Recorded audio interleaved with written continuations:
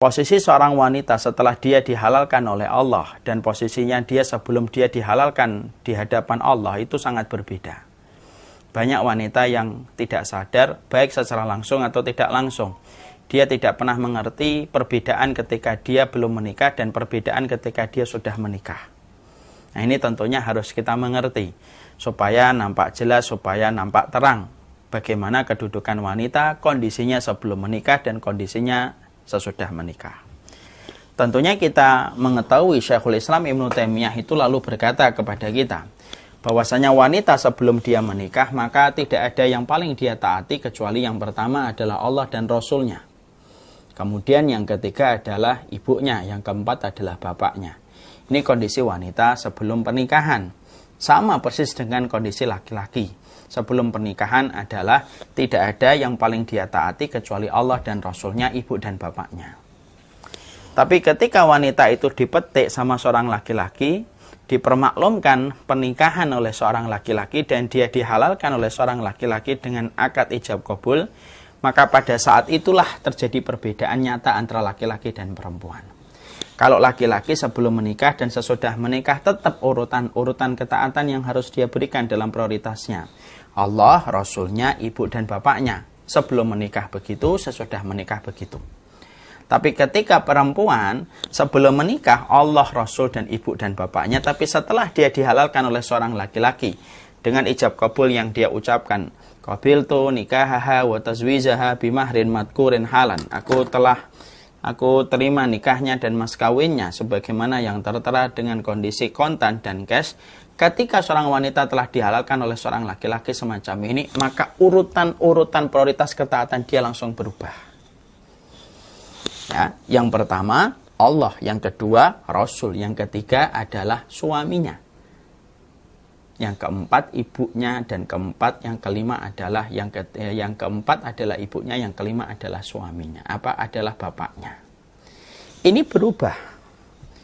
Kenapa kita harus membicarakan ini pada poin yang pertama? Ini cukup penting karena banyaknya orang yang hari ini menikah dari kalangan laki-laki dan perempuan tetapi tidak mengetahui bagaimana ilmunya di dalam pernikahan. Setiap manusia yang mereka menikah tetapi tidak mengerti tentang ilmu bagaimana dia menikah dan apa yang harus dia fahami dan apa yang harus dia ketahui berpotensi besar. Apapun yang tanpa didasari dengan ilmu, kemadharatannya lebih dekat dan lebih dahsyat akan terjadi daripada mereka yang sudah mengetahui ilmunya. Makanya kalau kita memahami tentang poin ini akan menjadikan seorang wanita betul-betul sadar. Setelah kamu dihalalkan oleh seorang laki-laki, pada saat itulah kamu harus tahu. Pada saat itulah kamu harus betul-betul mampu untuk mengimani Allah, Rasulnya, suamimu, ibumu dan bapakmu. Dan itu menjadi ketetapan yang harus kita berikan kepatuhan dan kita harus berikan takzim kepada aturan syariat yang Allah berikan ketika sebelum kita menikah sampai kita menikah. Nah, tentunya aturan ini banyak tidak diketahui oleh kalangan feminisme, oleh kalangan sekulerisme. Karena apa? Bagi mereka itu pernikahan itu tidak memerlukan ilmu. Tapi orang yang beriman itu faham. Orang yang beriman itu ketika mereka menikah, mereka tahu ilmunya. Dan salah satu konsekuensi ilmu yang harus kita ketahui dengan benar. Orang yang menikah itu dari kalangan wanita itu berubah urutan prioritas dia di dalam ketaatan. Ini yang pertama. Makanya kalau kita menjumpai ada seorang ibu meminta kepada putrinya, lalu bersamaan pada saat yang sama ada seorang suami meminta dari istrinya, maka sesungguhnya kalau kita ditanya, mana yang saya harus taati Ustaz? Ibu saya mengatakan saya harus ke Bandung, ibu saya mengatakan saya harus beli bakso, suami saya menyuruh saya supaya saya membeli nasi goreng. Dua-duanya datang bersamaan. Maka yang kita dahulukan adalah memberikan loyalitas serta ketaatan kepada suami lebih didahulukan daripada memberikan ketaatan kepada seorang ibu. Makanya kita harus paham ya. Makanya kalau ada ibu-ibu yang menikahkan putrinya harus paham konsekuensinya. Ketika kita telah melepaskan putri kita untuk dihalalkan oleh seorang laki-laki, di situ kita harus paham. Di situ kita harus mengerti maknanya.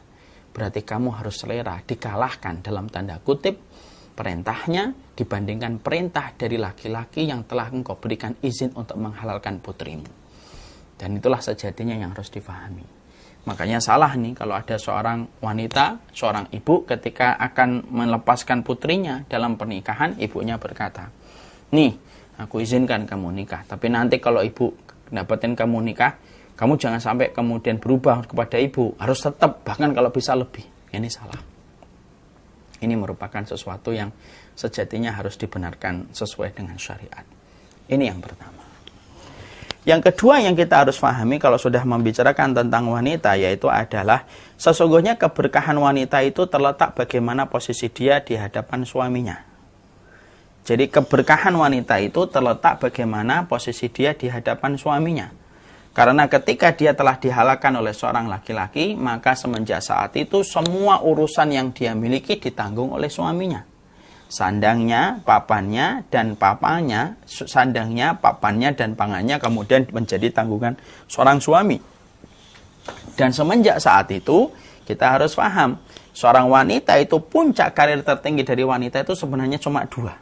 Apa itu puncak karir seorang wanita dalam kehidupannya? Satu, mendapatkan ridho dari suaminya. Dua, berhasil mencetak generasi yang solih dan taat kepada Allah. Dua ini kalau dapat itu puncak karir.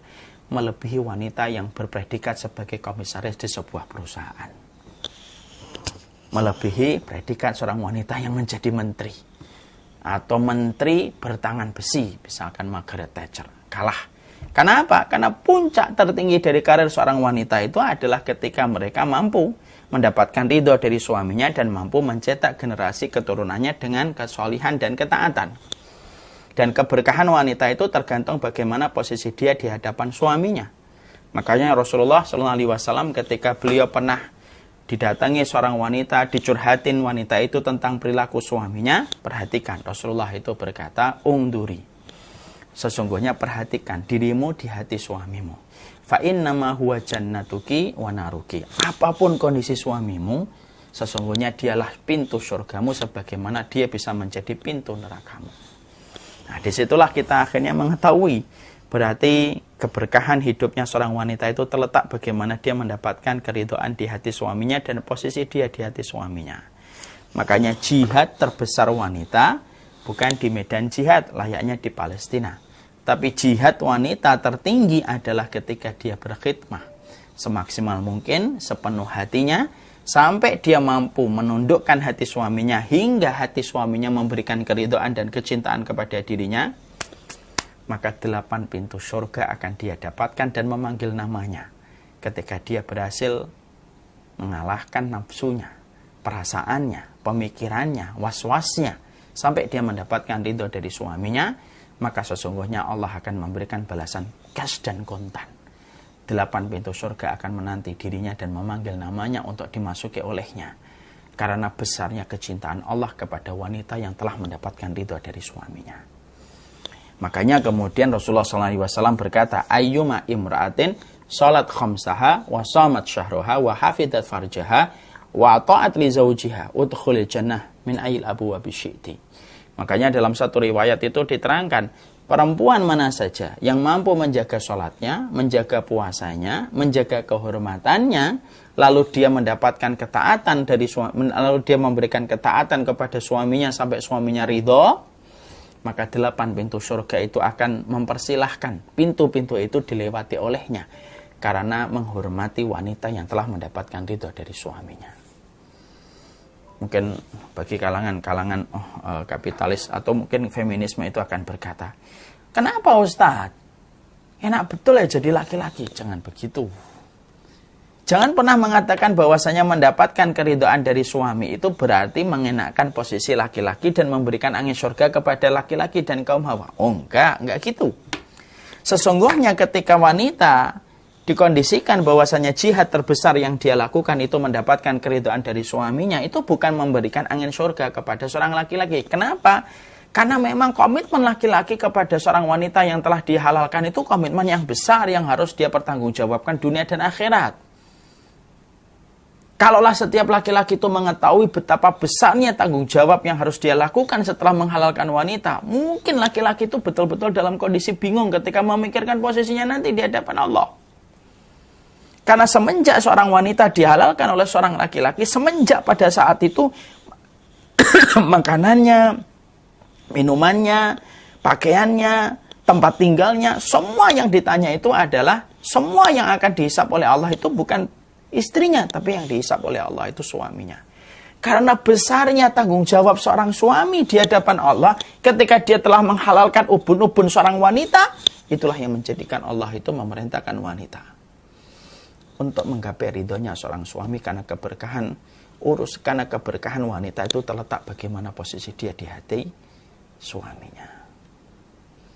Makanya barokah betul ketika seorang wanita itu betul-betul mampu mentaati suaminya dan mendapatkan keridhoannya. Makanya Masya Allah ya, ada sebuah kisah yang sudah sering saya ulang di banyak kesempatan. Ada seorang wanita itu curhat kepada seorang syekh, bertanya tentang satu kondisi yang terjadi dan menimpa kepada sang wanita. Syekh, saya ini punya anak. Anak saya pertama itu nakal betul, tapi anak saya kedua kok berbeda dengan anak saya yang pertama. Syekh ketika mendapati pernyataan wanita itu, syekh itu bertanya sama wanita itu, sini, boleh saya aku tanya? Boleh. Yang aku tanyakan sederhana. Bagaimana kedudukan kamu ketika kamu memiliki anak yang pertama? Maka bagaimana kedudukanmu ketika memiliki anak yang pertama di hadapan suamimu? Maka wanita itu jujur berkata, ya Syekhana, wahai guru kami, kedudukan saya itu ketika memiliki anak yang pertama, kami baru-baru menikah, banyak sekali pertengkaran, gesekan yang kami lakukan, sampai akhirnya banyak sekali pertikaian yang terjadi di antara kami. Dan itulah yang kami rasakan dalam awal-awal pernikahan kami ketika memiliki anak yang pertama. Syekhnya senyum, oh gitu. Gimana posisimu ketika memiliki anak yang kedua di hadapan suamimu? Wanita itu berkata, saya memiliki anak yang kedua setelah melewati masa-masa berat 5 tahun pertama, sampai kemudian akhirnya kami kemudian memiliki anak yang kedua. Saya sudah berusaha untuk mencari ridhonya, saya sering mengalah supaya tidak terjadi pertikaian dan pertengkaran di antara kami, sehingga kemudian kami merasakan banyak ketenangan dibandingkan awal-awal kami ketika baru menikah. Saya tersenyum. Saya kemudian berkata, Ibu tahu nggak? Ibu tahu nggak? Kenapa ibu mendapati anak yang pertama dalam kondisi agak nakal? Karena pada saat ibu memiliki anak yang pertama, posisi hatinya ibu di hati suaminya tidak sebagaimana mendapatkan keridhaan. Ketika suami tidak terlalu ridho, itulah yang mempengaruhi kualitas anaknya. Sehingga Allah jadikan sebagaimana yang ibu rasakan dan ibu dapatkan. Tapi setelah ibu itu membereskan kedudukan ibu bersama suaminya, ibu kemudian ngalah sampai memberikan ketaatan kepada sang suami, sampai suaminya ridho. Ketika engkau telah diridhoi oleh suamimu, maka semua urusan pun diridhoi oleh Allah. Sampai urusan anaknya pun itu Allah ridhoi, dan Allah jadikan anak itu lebih taat daripada anak yang pertama. Nah, disitulah kita mendapati, Masya Allah ya. Di situ kita menjumpai, di situ kita mendapatkan, Masya Allah. Ternyata keberkahan wanita terletak bagaimana posisi dia di hati suaminya. Makanya Masya Allah ya, jihadnya wanita itu terletak pada komitmen dia untuk mendapatkan ridho dari suaminya. Ketika dia telah ridho kepada suaminya, ketika suaminya telah ridho kepadanya, keberkahan-keberkahan itu akan dia dapatkan. Karena 8 pintu surga aja sudah selesai urusannya kalau dia sudah diridhoi suaminya, apalagi urusan dunia yang sejatinya jauh lebih murah dan lebih recehan daripada urusan surga. Jadi kalau wanita sudah mendapatkan ridho dari suaminya, ibaratnya 8 pintu surga sudah diperoleh. Kalau 8 pintu surga sudah bisa dilewati dan diperoleh olehnya, berarti itu urusan besar sudah dia peroleh. Berarti urusan dunia itu jauh lebih gampang. Karena urusan yang lebih mahal, yaitu urusan surga aja sudah dia selesaikan ketika mendapatkan keridhaan dari suaminya. Makanya sampai Rasulullah SAW itu mengatakan dalam salah satu sabdanya, sabda ini harus difahami secara makna kiasan. Ketika Nabi bersabda, "Lau kanat bihi qarhatun fala hasadha ma'adat haqqahu syai'an." Makanya sampai Nabi SAW itu bersabda, "Lau kanat bihi qarhatun." Kalaupun kamu mendapati suamimu mengeluarkan nanah di sekujur tubuhnya, Falahasad, lalu perempuan istrinya itu menjilat seluruh nanah yang keluar dari tubuh suaminya, kata Rasulullah, ma'adat haqqahu syai'an. Itu pun belum mampu memenuhi kewajiban yang harusnya ditunaikan seorang istri kepada suaminya. Masya Allah.